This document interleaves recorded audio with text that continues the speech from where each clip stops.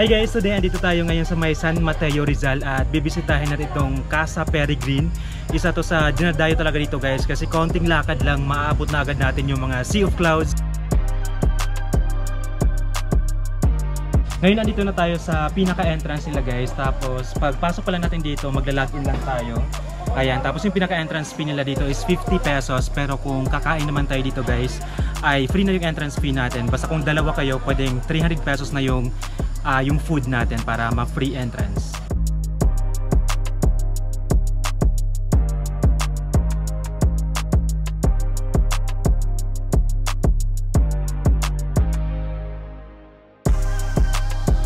Ang maganda din dito may mga cottage sila na free lang, so pwede natin gamitin guys. Ito katulad dito mayroong cottage dito, so pwede gamitin. Meron pa din sa likod natin. Ayan, so ano lang, iikutin na talaga natin yung buong area para makita nyo lahat.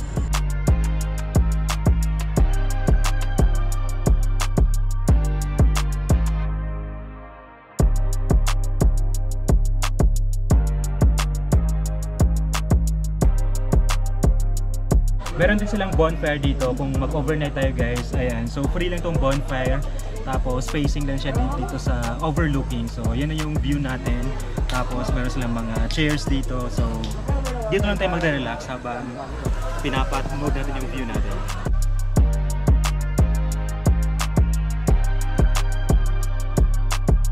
Meron din silang 4-3 house dito. At ito naman guys, meron silang bayad na 100 pesos per hour po yun.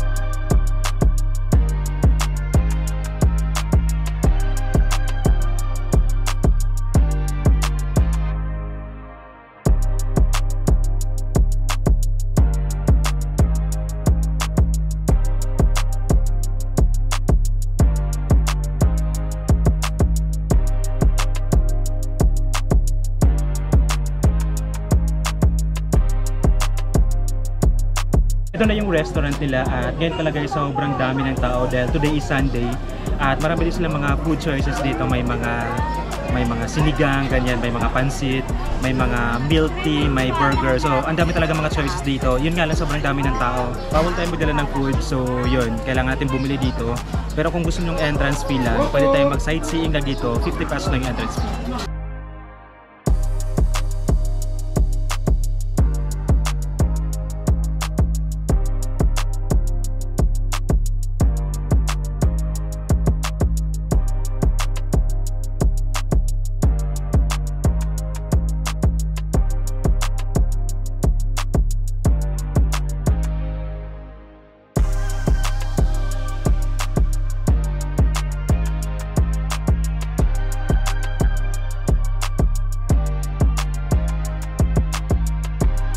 Ngayon nandito na tayo sa may exciting part guys. Ito na talaga yung pinipilahan ng mga tao dahil nakikita natin dito yung overlooking.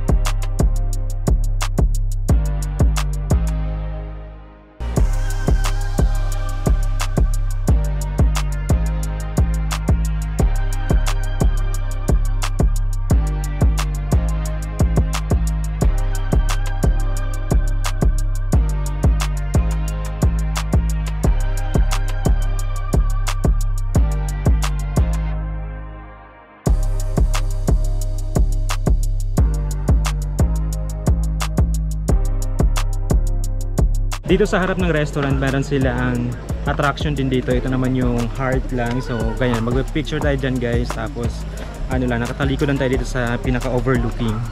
Tapos ngayon naman is diretso na tayo dito sa isa sa pinaka-pinipilahan talaga. Kasi dito naman mas ano, diba? Parang pwede ka lang pumasok at dyan. Pero dito naman na view deck is ano talaga, kailangan mong pumila. Ang haba ng pila ngayon.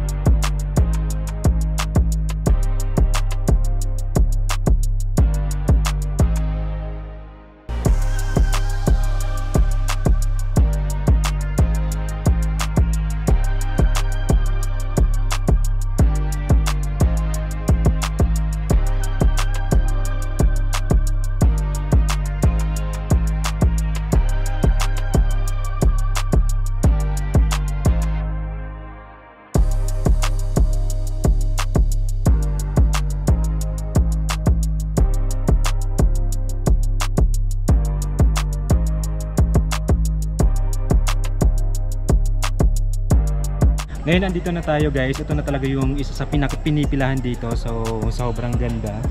Ayan, tapos dito naman is pumunta kayo dito na mas maaga para may sea of clouds pa. Ngayon kasi mga 8 na wala ng sea of clouds, pero sobrang ganda dito. Overlooking, tapos makikita natin yung ilog.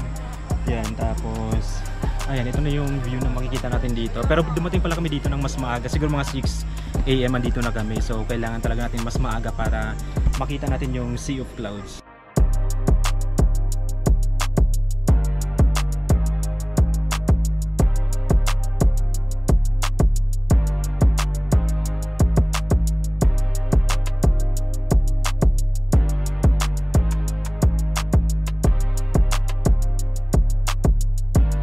Dito na tayo ngayon sa kabilang side guys. So dito naman meron tayong makikita ditong ayan yung durian. So pwede tayong mag-picture. Tapos meron din sila dito. Ito naman, ayan parang romantic siya dito. Pwede tayong mag-picture din dyan. Akitan tayo dyan guys para mag-photoshoot for Instagram. Tapos pwede tayong umakit pa dun sa taas. Meron pang other durian pa din doon.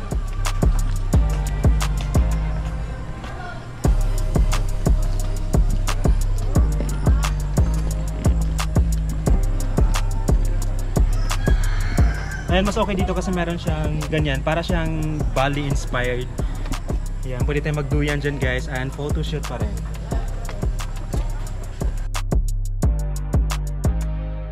Kung gusto natin mag-overnight, meron sila ditong glass room. At ito naman guys, 3,899 pesos, good for 2 persons. Meron na tayo ditong free breakfast at pwede na tayo magstay ng 22 hours. At meron din silang kubo. Yun naman is 2,899 pesos, good for 2 packs with free breakfast. And pwede pa rin tayong magstay ng 22 hours. At pwede rin tayo magdala dito ng tent. Dito naman guys, 250 pesos yung bayad natin para sa tent pitching.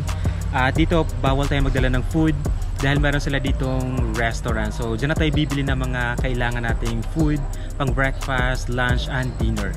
Sa mga mahilig naman kumanta guys, meron din sila ditong music room. Pag naka-check-in kayo dito, yung pinaka-rent niya is 1,000 pesos. Full day na po natin gagamitin yon. Pero kung mag-walk-in tayo dito, pero kung gusto nyo kumanta, 200 pesos per hour naman po yun. Ito na yung cashier area. So after natin maglibot-libot dito guys, dito na tayo magbabayad ng entrance fee.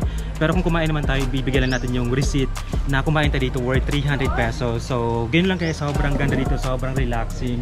Pero pagdating pala ng medyo late na, medyo mainit na dito, pero good thing naman kasi may ang daming puno dito. So makakasilong tayo, napaka-relaxing pa rin. Tapos syempre, andun pa rin yung mga overlooking na makikita natin. At dito guys, ang dami pa rin nila mga under construction pa. So magkakaroon sila dito ng swimming pool. So yun yung abangan natin next time mapag-visit natin dito dahil magkaka-swimming na. So kung nainitan tayo, pwede tayong mag-swimming after. So sana matapos na agad yan para matry din natin dito. So ganun na yung vlog natin guys, sobrang na-enjoy namin dito at sana makapunta din kayo dito kasi sobrang pwede lang siya mapuntahan, pwede tayong makapag-commute papunta dito at konting lakad lang makakakita na agad tayo ng Sea of Clouds, hindi kailangan mag-hiking pa ganyan. So sobrang bilis lang.